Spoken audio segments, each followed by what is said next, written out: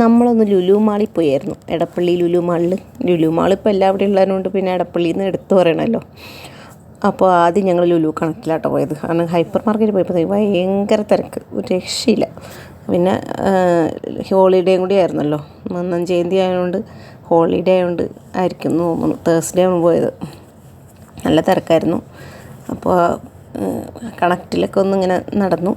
അത് കഴിഞ്ഞ് നമ്മൾ R&B കയറി. അവിടെ നിന്ന് കുറച്ച് പർച്ചേസൊക്കെ ചെയ്തായിരുന്നു കേട്ടോ. അവിടെ നല്ല കളക്ഷൻ, ടീഷർട്ടൊക്കെ 199 ഒക്കെ ഉള്ളൂ കുട്ടികളുടെ. അത് കഴിഞ്ഞിട്ട് പിന്നെയും നമ്മൾ തിരിച്ച് ലുലു കണക്റ്റിൽ തന്നെ വന്നു.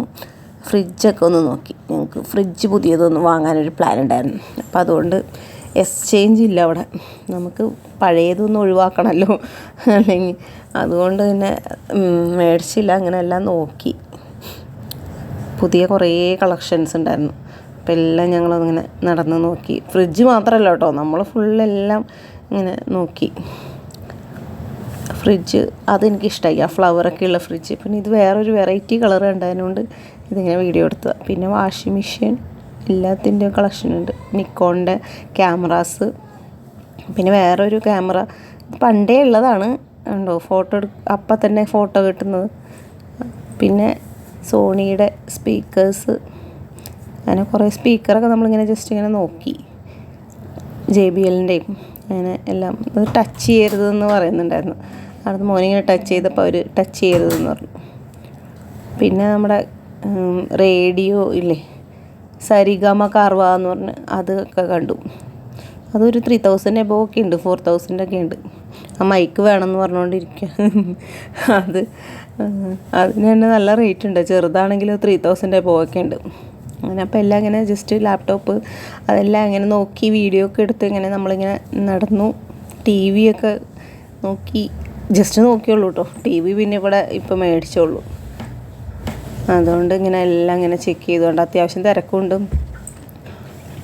ഹോളിഡേ ആയതുകൊണ്ട് തന്നെ തിരക്കൊക്കെ ഉണ്ടായിരുന്നു. അപ്പോൾ നമ്മളിങ്ങനെ എല്ലാം ഇങ്ങനെ നടന്ന് ഇങ്ങനെ കണ്ടു. ഫുള്ള് വീഡിയോ ഒന്നും എടുത്തിട്ടില്ല. പിന്നെ TVയുടെ റേറ്റ് കണ്ടപ്പോൾ ഒന്ന് നിന്നതാണ്. സോണി ബ്രാവിയയുടെ TVയുടെ റേറ്റ് 5 lakh എബോവ് ആണ്. അപ്പോൾ അതിൻ്റെ ഒരു വെറൈറ്റിയും പിന്നെ അതിൻ്റെ ഒരു അത്ഭുതം കൊണ്ട് ഇങ്ങനെ നോക്കി നിന്ന് പോയതാണ്. പക്ഷെ ഭയങ്കര ക്ലാരിറ്റി കേട്ടോ.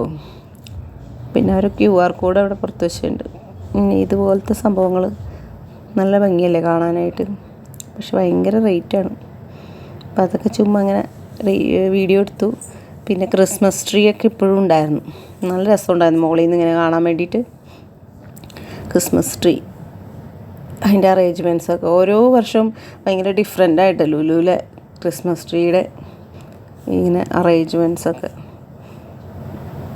നല്ല ഭംഗിയുണ്ടായിരുന്നു. അപ്പോൾ അതിങ്ങനെ നോക്കിക്കൊണ്ടിരുന്നു ഞങ്ങൾ മുകളിൽ നിന്ന്. പിന്നെ അതിൻ്റെ ഇപ്പുറത്തൊരു ചെറിയ ഷോപ്പ് ഉണ്ടായിരുന്നു.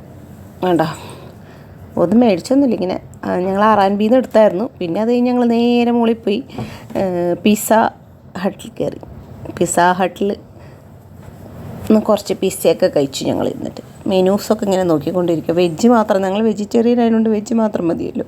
അപ്പോൾ വെജ് ഫിയസ്റ്റ, പനീർ മെക്സിക്കൻ പിസ്സയോ അങ്ങനെ എന്തൊക്കെയോ കുറച്ച് ഓർഡർ ചെയ്തു. ചീസി വെജ് ഫിയസ്റ്റ, പിന്നെ പനീർ ചില്ലി, അങ്ങനെ 3-4 പിസ്സയൊക്കെ നമ്മൾ ഓർഡർ ചെയ്തു.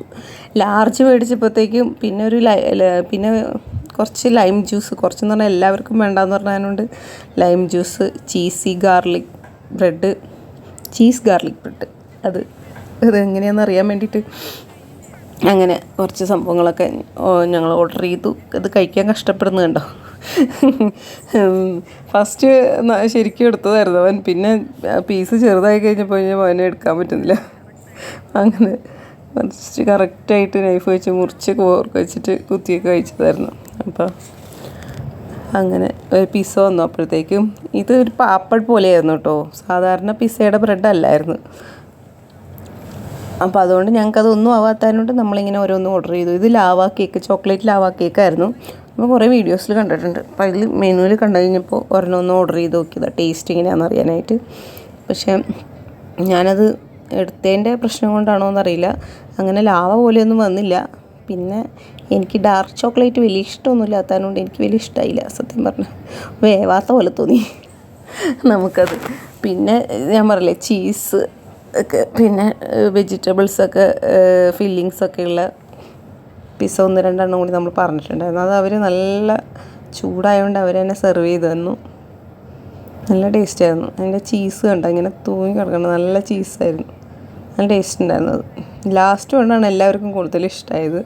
ഒരെണ്ണം കൂടി ഇനി വരാനുണ്ട്. അത് പനീറും ക്യാപ്സിക്കും ചീസും ഒക്കെ കൂടി ഉണ്ടായത്.